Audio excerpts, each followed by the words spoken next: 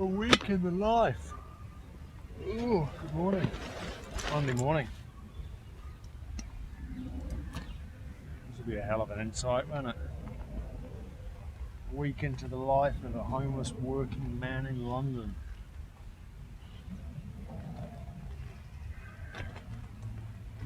Waking up. Hyde Park. Putting a brew on.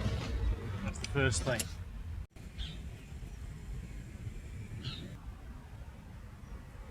This is one of my favourite times of the day. Just waiting for the sun there to pop up over the first bit of obstruction that it's encountering for the day.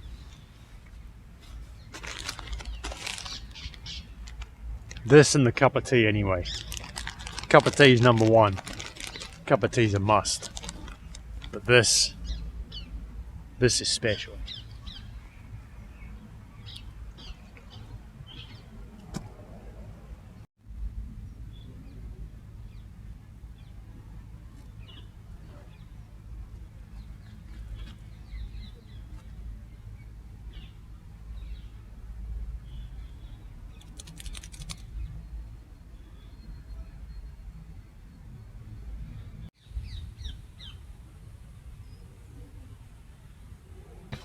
I take 10 or 15, 20, bit of a read, enjoy my cup of tea in the sunshine.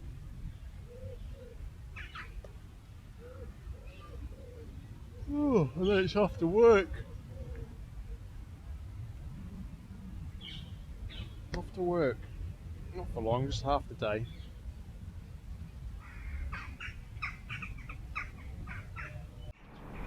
Even being homeless and living in the parks, nothing gets left behind. Everything comes with me, especially in the cities.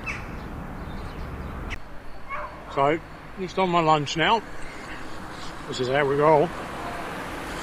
Eating on the go.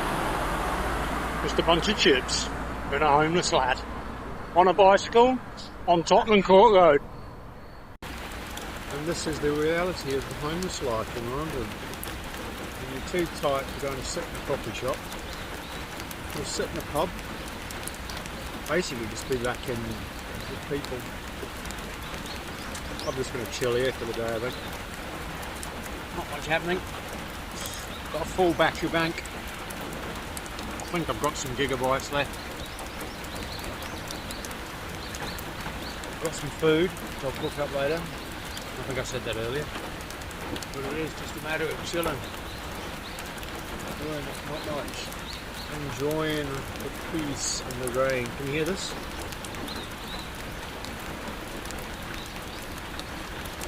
And I'm not going to run out of water, am I? I've just collected about a litre of water. Let me drip it off the tap. I'll boil it up. Try it in coffee. I'm sure it'll be fine. It's a sad state if you can't drink rainwater that's come straight from the sky. There you go. The rain has settled. About 9ish, 9:30.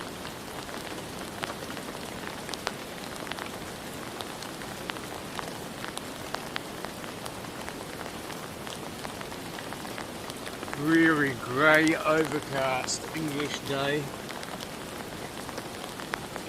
I've opened my windows, or lifted the corner of the tarps up for a bit of a nice view. Okay, here we go, the magic cook-off. See this in norms where men perhaps have seen their mothers go out to work and earning more. They're less expecting of their wives to do more at home. So I spoke to A little bit of amazing beef in there first to they, the common just thread introduce a bit of was oil. were happy in their marriage and happy to see their Chuck wives earning in more, had witnessed their mother going out to work. 3 eggs, I think, for starters. To spend more time talking about and exploring. That's listener Carla and Melissa Hogan-Boom as well. Worth saying, by the way, we had a text from Carla after the programme. That sounds a bit dodgy, isn't it? When I got home yesterday afternoon, my kitchen was spotless. The floor had even been mopped, something my husband admitted he had never done before. Turns out all I needed to do to get him to do it was to speak on national radio. Glad to help, Carla. And your thoughts are always welcome as well. And also, I just wanted to share with you a couple of text messages about the item. I've got the gas on low at the moment. Cooking it on low. Says this message with a powerful piece of forced adoptions. I know a mother whose happiness was made possible by being given a baby, me, via a church adoption scheme. Later in my life, I met my birth mother who went through the trauma of giving her baby up. Both women shared the same story, but from very different perspectives. Both women became friends, and both of them will forever be the most loved and influential women in my life. I said beef, it's probably more like Silverside. Yeah. Salt beef. The prejudices of that time. I had a child in 1987, and as a single mother had support from my GP, midwife, family and friends. Quick and easy. It's what a difference 10 years made. Thank you. And thank you for getting in touch as well. Now, on Wednesday, 250 harvest mice were released into the nature reserve in Devon, helping to replenish the natural stock of this under-threat animal. But the project wasn't conceived by a big conservation group or a local wildlife centre. In fact, barely involved any adult mice at home using ability fish tanks, plants from the garden, and a custom-built enclosure. Delighted to say, Emily and Eva, join me now. Welcome to Women's Hour. Hello, thanks for having us. It's great to have you. Now, I am thoroughly impressed, I have to say, and I think a lot of moms and dads listening will be really impressed that you spent your summer holidays in a place where so many girls and boys of your age are spending it, perhaps. Emily, what gave you the idea to do this?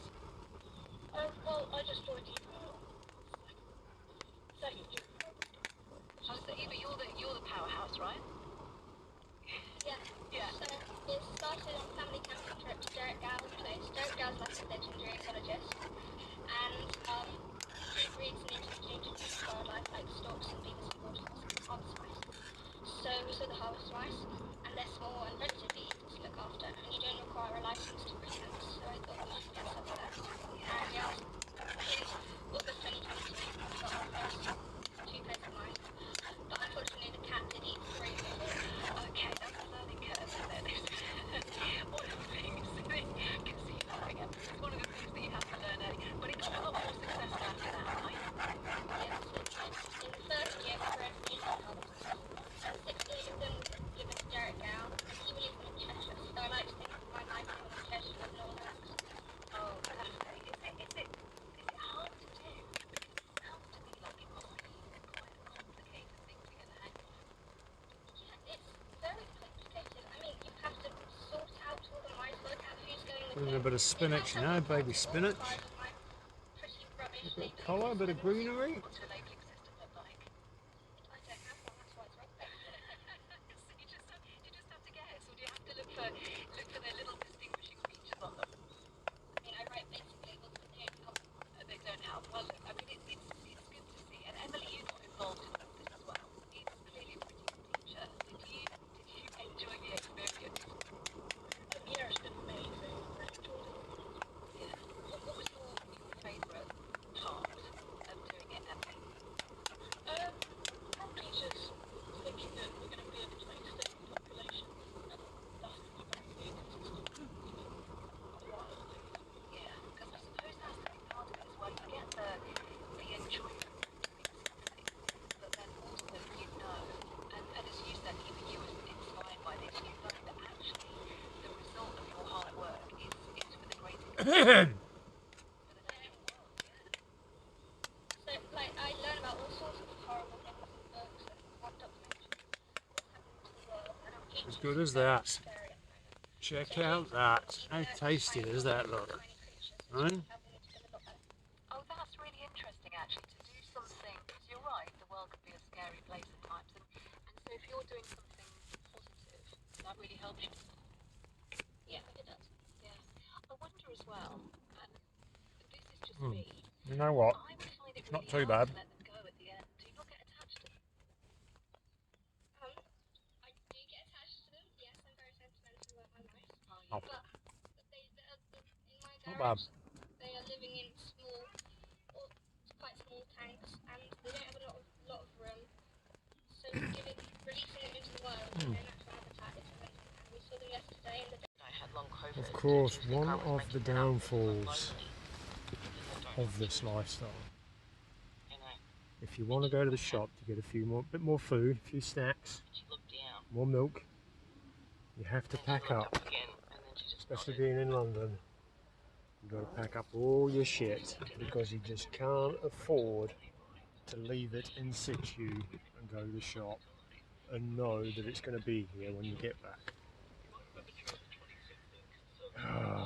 I'm in two minds whether I bother, but I do need milk for my tea, and we all know how much I love my tea. Dilemma. Into the bin here, and somebody has left this beside the bin, which has got food in it. Normally, I don't indulge in food left at the side of bins, but on opening one of the smaller boxes and you get presented with tiny cupcakes that just look delicious, you think, is it worth a crack?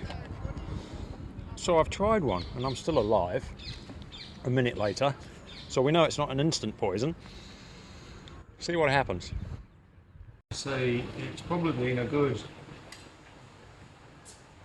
3 weeks. On Sunday it was actually. Sunday's just gone. 3 weeks ago is the last time I managed to do some clothes washing. So I'm doing everything now. I'm sat here in my pajamas and a top that has not touched skin.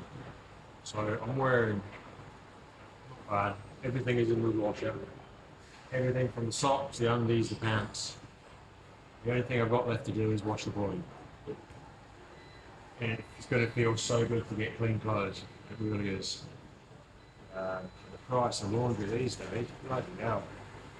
I mean, it's £7 just for a wash, and it's going to be at least another 5 to dry as well. So, see how we go. I'm not going to give too much away. It's in a royal park, but down this way you have a lakeside view. I don't know what's gone on here. Something's been dragged.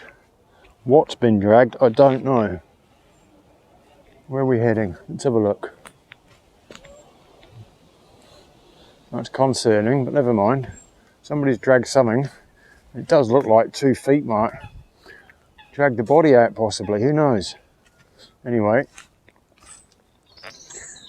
definitely goes up that way. This little enclave here, this is me.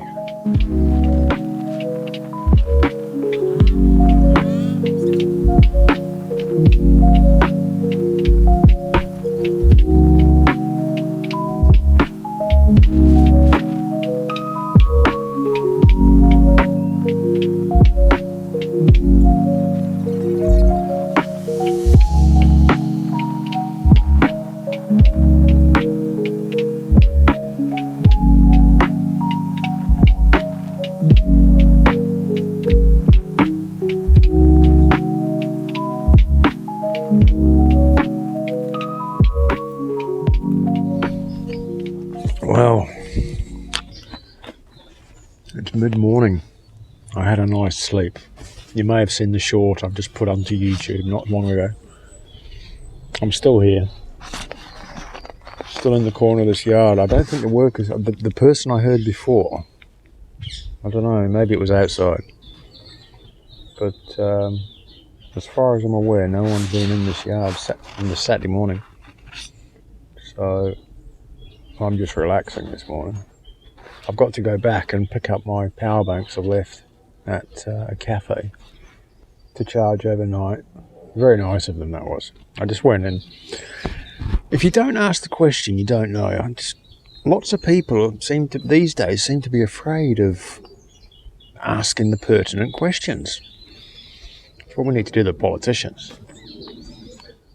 But I just rocked up to this cafe and I just said, look, I'm wondering if I can leave my power banks behind the counter to charge because I'm homeless and I don't have access to the obvious.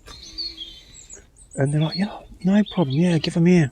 So I hooked them all up. I had a double plug thing, 2 leads and 2 power banks, and she put it behind the counter and she goes, don't worry about that, you can either come back at 7:30, before 7:30 when we close, or pick them up in the morning. I was like, thank you so much, man. It's so kind. It's, yeah. And then I shot off into town. Went into like a second-hand shop, you know, like of the likes that are around the place, the electronic ones that do the phones and the laptops. And they had, I just go in on occasion for a bit of a mooch. And they had a little 65 watt rapid charger with 2 USB-A outputs and 2 USB Type-C outputs, and a wall plug, and it was like 30 quid, and I just thought, no brainer, you know, for 30 quid, rapid 65 watt rapid charger, and it charged my phone. It probably only took about an hour to charge the whole phone. And the tether phone as well got charged up to 90%, and I started getting a bit bored of the city, so I mooched on out.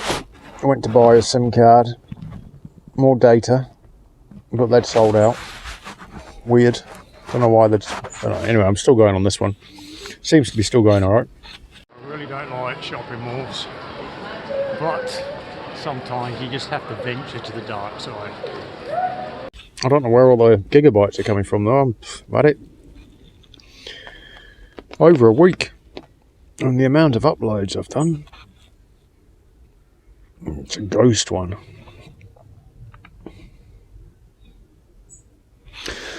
Yeah. I'll show you the outside of here if you've not seen the short. I'll take you on a little tiki tour. Come with me. So this is the yard. I'm not going to show too much, but if you know where it is, I think you know where I am. This was me last night. So it was, like I said in the short, a very quick and dirty setup. It did keep me nice and sheltered, and I was nice and cosy too. It was me under there. Already had plenty of tea, had a coffee, had some bickies. Not a very good start to the day, the breakfast I had, but it was something. There was a banana thrown in there, so there was a bit of health. But I utilised what was in the yard to set up. So these are the hurricane fencing stands, which I've stuck a broom handle in and then tied my paracord to this corner just to lift it, to elevate that so I can obviously see out. That paracord centre is tied to another stand, and so is that one. This, incidentally, are the knots that I've tried explaining to you. This is what I call a looped back half hitch. Whether it's got another name, I've got no idea. But this is why I like it, because this way it's really secure, like nothing's pulling that. But to undo it, it's so simple. You just get the tail, pull it, it's done. You know, easy as that. Really easy to use, especially if you want to dismantle quite quickly. Also, unbeknownst to me at the time, I didn't realise until the early hours of this morning, I think over this wall here, I think there's another person sleeping.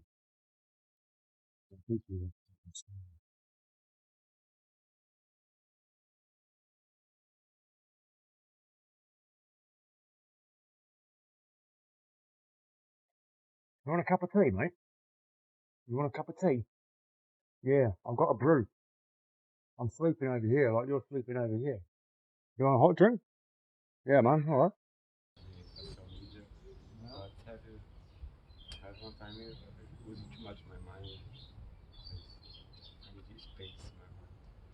Yeah, I can hear that.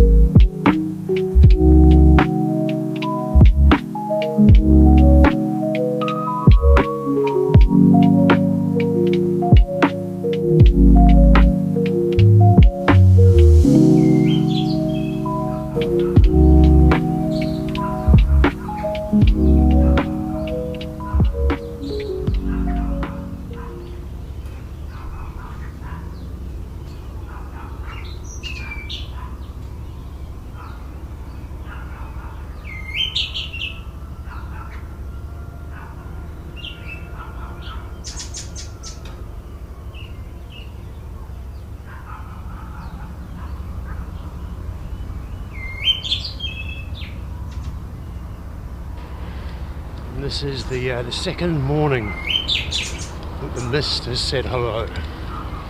Hello, mist.